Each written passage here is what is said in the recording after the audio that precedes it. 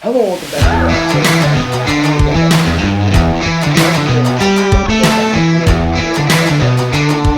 How you doing today? I'm wonderful. How are you? I'm doing great. Glad to have you back on the show here for another two episodes. Going through week 6 of the NFL season. This season entirely has gone by really fast. I feel like I can think back to week 1 on the day where Pittsburgh won their first game, and now we have yet to win one since. So. But enough about the Steelers. No one wants to hear about them. We want to hear about the Bears. That's what we want to hear about. We want to hear about the Bears. Yes, exactly. So let's just start with them. Let's just start with them. Thursday night football. Commanders versus Bears. What do you got for the score here? All right. Prime time. Bears are in those cool orange jerseys. Got the orange helmets. It's gonna be a fun game out there. Yeah, definitely. Just kidding. Oh, really? Just kidding. I think it's gonna be an ugly game. I think score prediction 17-10. I think the Bears pull it out. Dude, I think it's really just a toss-up with this game. Both teams aren't great, combined for 3 wins this year. I got 24-21 Commanders. I think their defense kind of just squeaks out over Chicago. But I do want to say I really like what I'm seeing out of Fields recently. If you look at his stats from the past 4 games, I think week 1, the tsunami game, is kind of an outlier in this sense. But if you look from week 2 to week 5, he's had more passing yards at each and every game. I think he's looked better in each and every game. And I think it's really just Luke Getsy kind of easing him into the system. I think they're going to go less and less to the run. I don't think they'll never fully move away from it, nor should they. They should be a run-first team. But I think Fields will get more of the opportunities, and I think that's really what he needs for this whole team to succeed. Letting him specifically run around more, whether it be running outside the pocket to make throws, or just getting him on QB runs. I mean, last week we saw a 50-plus yard rushing touchdown by Fields that got called back, but he made all the good plays. It's not like the defense had given up at all throughout the play. So, I mean, I really like what I'm seeing out of him, man. Yeah, I enjoy hearing you compliment Fields. It's lovely to hear. I agree. I think he has been looking a lot better from week to week. I'd also like to talk about the Commanders quarterback, Carson Wentz. I got a little heat from Coach Ron Rivera. What are your thoughts? I don't know what that was, dude. I don't like they were like, yo, why is Washington, falling behind in the NFC East? And he's like, quarterback play. I'm like, dude, what? You are 5 weeks into the year. You cannot be dissing the quarterback you just traded for. Exactly. Like, you just got him, and now you're like saying he sucks when he has not sucked by any means. No, he's honestly not playing that bad. Top 5 in passing yards. I mean, how are you going to blame him for the suffering record? I mean, exactly. I don't think he lasts much longer as the head coach. He was brought in. I'm blanking on who that. I think it was Jack Snyder was his name. I think it was So he was the previous head coach for a few years, and then a couple years ago they brought in Rivera after he had left Carolina for a culture change, which I think he did bring. But I just don't think he's a good coach. He's one of the 4 or 5 coaches that I see being gone after this season, whether it be fired now or fired at the end of the year. Matt Rule is another one. Obviously, he's gone, so that's nice. It's a needed change for them. And I really think Ron Rivera is the next one. I mean, this team is more talented than their record shows. Yeah, I agree with that. I think the Bears can capitalize on this kind of like lackluster secondary from the Commanders. So I think they can just take it. If Justin Fields continues to improve over these coming weeks, I think they can take it. I mean, yeah, we've seen that week in, week out, like I just previously said. You're right. So, hopefully, I mean, it would be nice to see another Bears win, I guess. Yeah. I mean, of course it would. Come on. I mean, doesn't really bother me, but I can't lie to you, it don't. But, I don't know, I think the Commanders are in a better place to win. I think the Bears secondary specifically their corner group isn't great. I mean, you got Jalen Johnson coming back, obviously. So, I understand, he's great. Don't get me wrong. I said this last episode, too.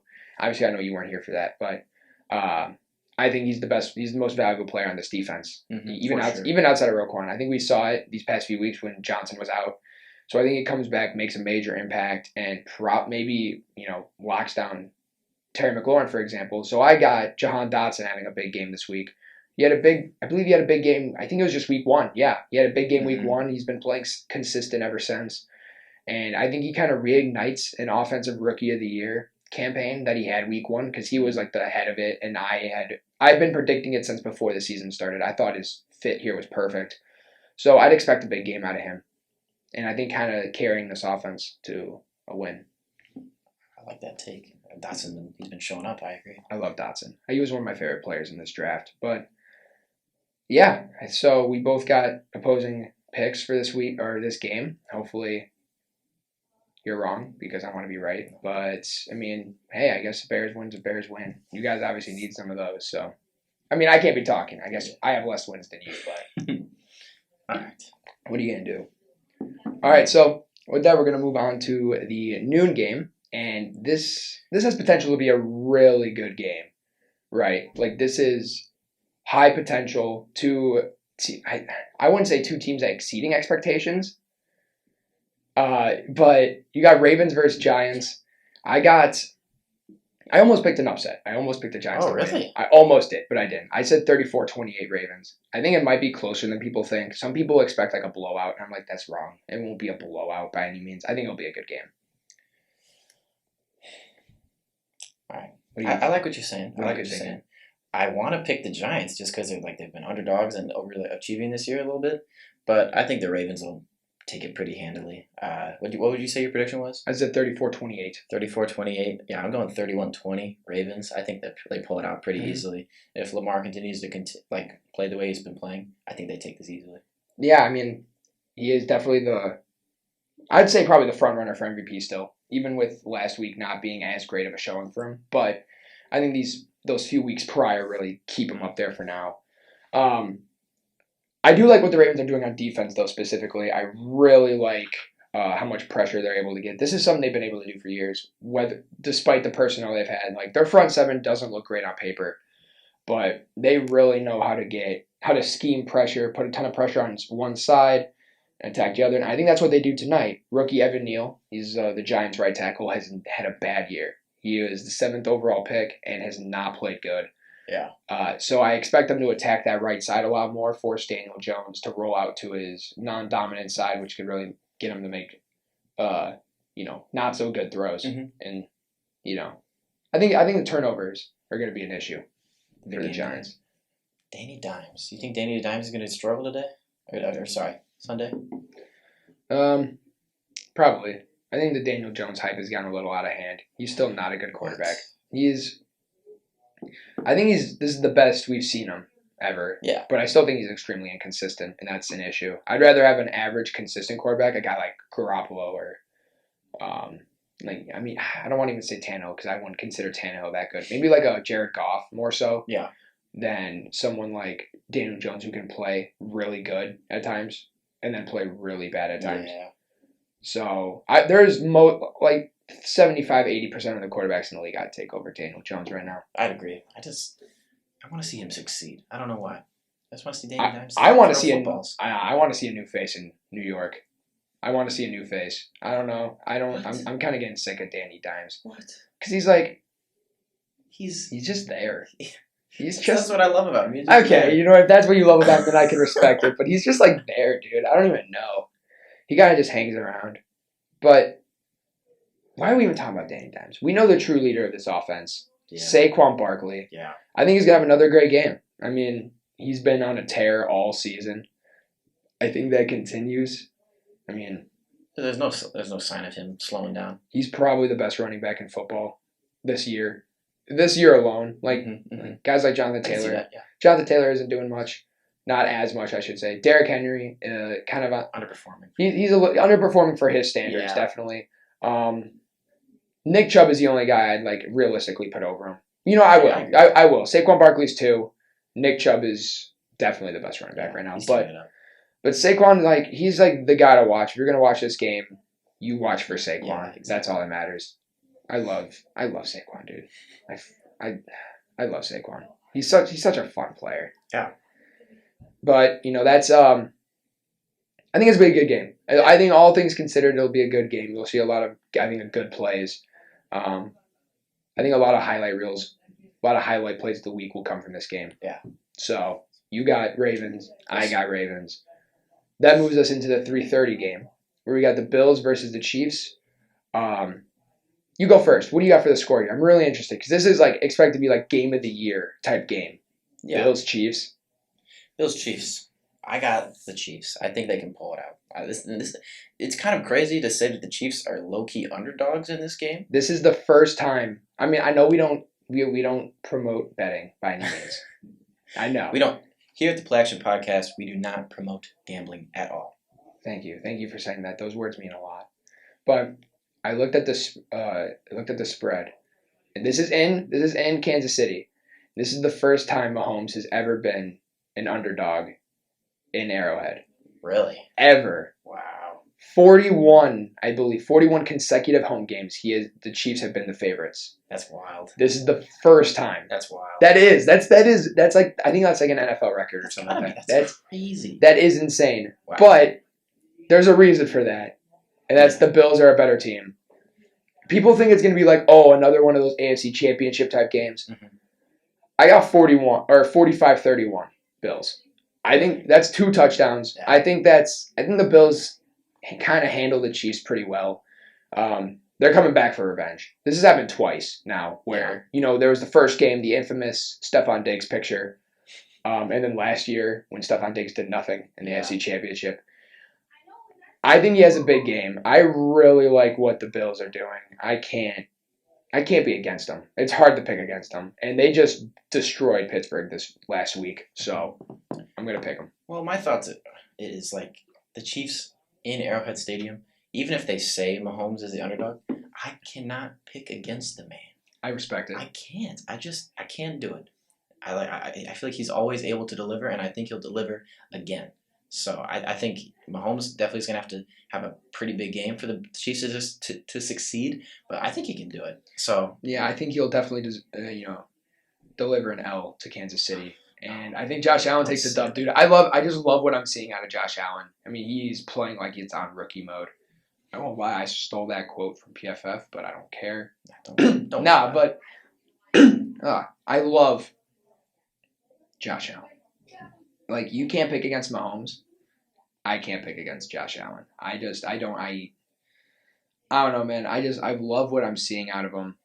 The only issue I have for Buffalo is their secondary is kind of hurt. Yeah. Right now with Micah Hyde out for the year. Tre'Davious White hasn't played all year. Although I believe he just came back off IR. I don't think he's playing, but he just got designated to come back. So we're hoping that he can play in a couple weeks. It'd be nice. But nah, man, I think it just comes down to whose secondary can play better, really. I like that. I like that thinking. Neither secondary is all that great. I think limiting deep plays. I mean, but that's what both teams specialize in. Yeah. I just think the receiving core that Kansas City has is going to limit how many of those explosive plays they can make this week. Mm-hmm. And I think guys like Stephon Diggs, Gabe Davis, who just had a 98-yard touchdown last week. He was on my fantasy bench, by the way. Oh. Yeah.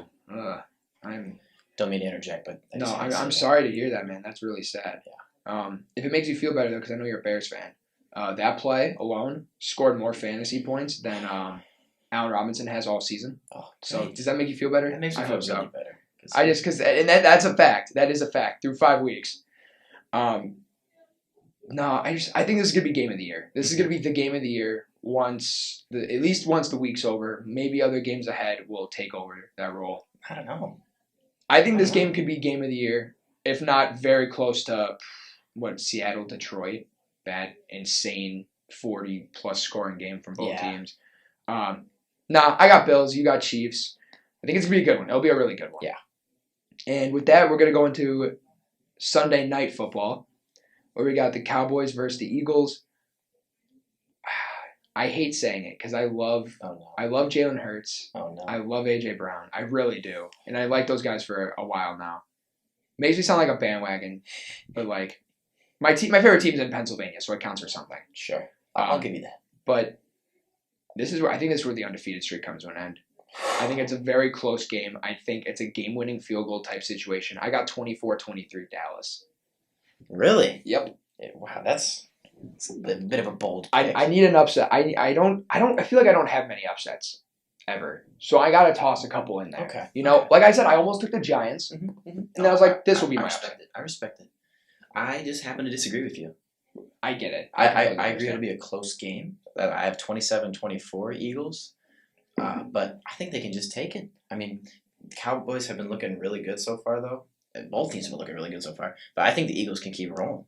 I really think they can. I see it. My big issue is that with Philly, you've got two great receivers. It's weird to say that's an issue. The issue comes into play where neither of them can perform great in the same week. They can't. It hasn't happened. That is true. It has yet to happen. A.J. Brown week 1 had an incredible game. I believe week 2 they were both kind of like even and like, not great games, but they were like okay. Yeah. Week 3 was the big Devontae Smith game. Had him on my fantasy lineup that week. Very happy about that. That's awesome. And then A.J. Brown didn't do like anything that week. Mm-hmm. And then it's kind of been that steady balance in both sense. But I don't know, man. I think if both receivers could put up like 100+ yards, which is realistically something that this offense can completely do, then I think Philly will definitely win. But I just don't see that happening.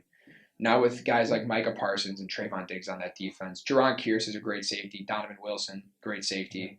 I don't know, man. This Dallas defense is a lot better than people make them out to be, I think. And even then, people are saying they're a good defense. I think they're top 3 this year so far.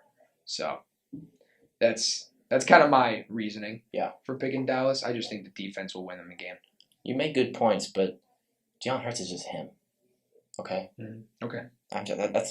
I wish I had a more in-depth, reasoning for why I think the Eagles will win. But it's just Jalen Hurts has been performing. I mean, yeah, you're not wrong. So that's my main reason. I think he can honestly do it all out there. So even with that, like you got that pass rush of Micah Parsons, and then you got Trayvon Diggs ball hogging all over the place. I think he can still make plays against a tough defense like that. Well, if we want to talk about guys who have been balling, do you know the only quarterback in the NFL who has yet to lose a game? Guess who it is? Don't say his name. name. Say it. Say it. Don't You make say me, it. Don't make me say Say his it. name. Say it. Who is it? Who is it? Cooper Rush. Cooper Rush, baby. That man is... Look, Dak is just starting to throw. Like the football again. Yeah. They're letting him throw after practice now. Cooper Rush is worried. He's like, dude, am I going to lose my job? Because there's been debates for weeks now about whether or not you let Cooper Rush run. Because they're winning games. I don't care. It doesn't matter how good he's playing. They're winning games. And he's playing well. It's not like he's playing bad and the defense is getting him wins. It's a mix of both. Dallas's offense is playing well with Cooper Rush. Why not have an incredible game this week? One of the a top 10 quarterback performance of the season so far. I'm not saying he will. Okay. Because I don't see it. But like why wouldn't you go out do that just to prove them wrong? And be like, you know what? You can't start Dak yet. You're keeping me in here until we start sucking, and it won't happen. Man, do you think Cooper Rush is... Say Dak does come back. Do you think Cooper Rush can hold down the starting position, say, the rest of the season even? Realistically, I think the first week Dak is fully 100% healthy, ready to go. They play him. Once he starts sucking, you shouldn't be scared to put Cooper Rush in anymore. I don't think there should be a worry to bring him back or put Cooper Rush in. I think Dak should start as soon as he's fully healthy, though, because Dak is the better quarterback. Yeah. But let's say he comes back and they lose. What's stopping them from... Why not put Cooper Rush right back in there? Why not put Dak on the trade block or something at that point? Yeah, for real. I know it's crazy to say, but it's like if you have a cheap quarterback who is winning you games, I don't care about name value. I don't care about how much you're paying the other guy. Why wouldn't you want him to play? Yeah, why wouldn't you send him to I don't know, maybe a team that's hungry for some wins and is looking for some leadership, and I don't know, maybe they trade him to the Bears. I knew that's where you were going. Maybe they trade him to the Bears. I don't know. And Justin Fields needs a mentor.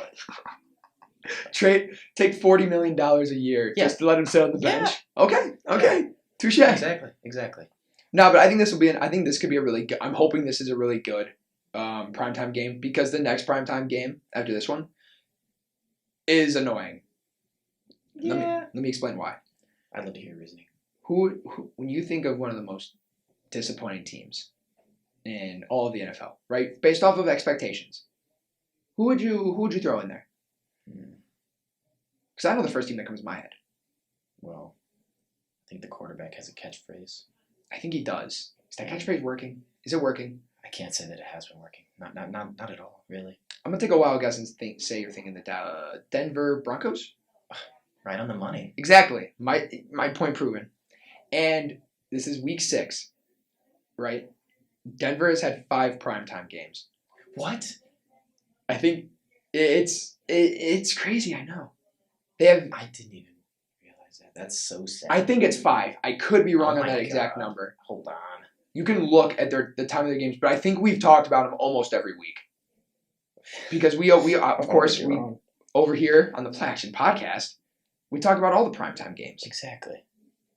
And we're stuck talking about Denver every week. Because we got what we got to do. So, you looking? Is it true? I believe they've had the most so far. I believe you're correct. You're correct. Truly atrocious, I think. Wow. Okay. But I think it's going to be a good game for Denver because they're going to score the most points they have all year with a 31-17 loss to the Chargers. I know that was kind of a hype up for Denver just to shut them down. You caught me off guard for a second. Good. I'm happy I did. That was the whole point. I just don't like okay. So I have what I have written here for Denver, right? For all these teams we've talked about, I have a lot like specific points that I think both their offense and defense should do. Yes. You know what's bad for Denver's offense? I said, and I quote, "Develop an actual good game plan." That's literally it. It's a key to the game. It should not be a key to their game. It should be like a common thing. Yeah. But like when you have Cortland Sutton, who is having an incredible year so far, Jerry Jeudy, a very talented receiver, KJ Hamler, who is looking really good but not getting the targets he deserves. Also very frustrated. Very frustrated right now. That's a good receiving core, and you're throwing to your tight ends who are you're rotating in like 4 tight ends that just aren't that good of players, and that's who you're throwing the ball to more. Yeah, and that's an issue. I don't know if that's a Russ issue or a play calling issue, but Russ seems to just love to throw the tight ends, and which is weird because he didn't even really do that in Seattle that much. You weren't seeing Will Disley get receptions like that. I mean, like of course he was getting receptions, but you got guys like DK going crazy, Tyler Lockett going crazy. I thought Cortland Sutton was going to be the best, one of the best receivers in football, or at least look like it, I should say. But nah, dude, I just think this Chargers defense is going to catch up to him pretty easily, pretty handily. Derwin James is going to be the MVP of this game. I love Derwin James. Derwin James is someone I thought was overrated. What? I just thought because he was injured so much, right? People were like, he's the best safety in football. I'm like, he's been injured for 2 years. It's hard for me to say that. I can see where you're coming from. He's the best safety in football. Oh, yeah. There's no doubt. And I am stupid for ever thinking otherwise. So at least you realized your error. Yep, of course. On here at the Play Action Podcast, we recognize when we make mistakes. We own up. We own up here. We own up here. We're gentlemen. We own up to our mistakes. What do you say your prediction was? I said 31-17 Chargers. You gave them 17 points? Again, the most they've scored. This would be the most they've scored all year. Yeah, I'm going to have to disagree. I think it's 38-10 Chargers. Oh, okay. I think they're gonna murder them. I wanted to be nice, but no, that sounds more likely. They've been so ugly all season. Their only win, is it their only win? No, not their only win. Who, Denver? Denver has 2 wins. They have 2 wins. Okay, thank God. I thought I had a heart attack for a second. No, but Broncos, they just look so bad all season. It's actually like preposterous, like how much they're struggling. Mm-hmm. So I don't think they've been, like you said, they need to develop a game plan, which they've failed to do for those first weeks. I can't believe I'm saying that. Like seriously, like develop a game plan, and that's how you win. It's like I thought that was obvious, but I don't know. I cannot talk. Obviously, we just mentioned earlier with the first game about coaches being fired. I don't think Hackett will last much longer. Like, I know he's a first-year coach, but I would already consider him on the hot seat. This offense is terrible. This defense is a top 10 defense, and that's what's winning them games. Pat Surtain looks like the best corner in football. Oh, yeah. Why am I blanking on his name?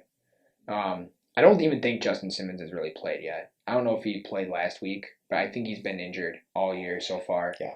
So that's their top 10 defense even without him playing right now. I could be wrong in that. I feel like it might have been someone else, but edge presence has been there. All the keys to a great defense have been there for Denver, but Russell Wilson is just Not I cooking. feel like Russ and Hackett are holding them back. Yeah, they're not. Russ is not cooking at all. No. Like I don't think it's a hot take to say Hackett is on the hot seats already. That's like lukewarm. Dude, Russ cooking makes me feel like I'm making a extra cheesy pizza Lunchable. Is that his form of cooking? I feel like he's boiling hot dogs at this point. He's boiling hot dogs and serving it on a paper plate with no bun.